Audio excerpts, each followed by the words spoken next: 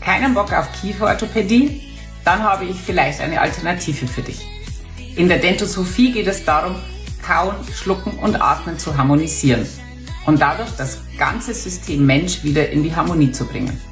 Dentosophie eignet sich bei Schnarchen, Mundatmung, Rückenschmerzen, bei Schmalkiefern, bei Kopf- und CMD-Beschwerden, bei Tinnitus und so viel mehr. Wenn dein Physiotherapeut einen Beckenschiefstand bei dir festgestellt hat, dann kann auch eine dentosophische Beratung sinnvoll sein.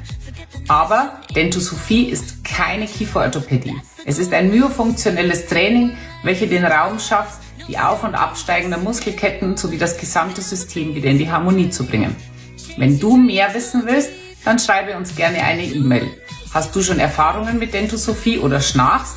Dann schreibe es gerne in die Kommentare, weil deine Gesundheit auch unsere Leidenschaft ist.